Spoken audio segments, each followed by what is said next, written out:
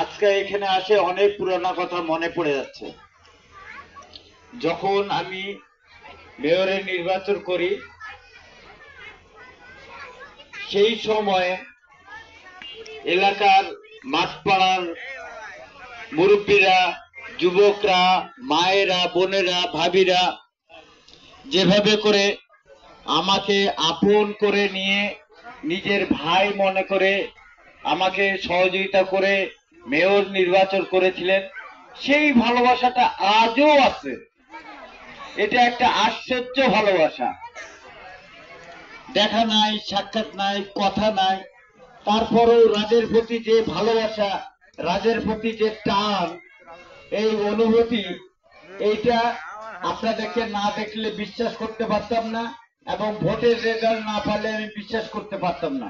আমি জানতাম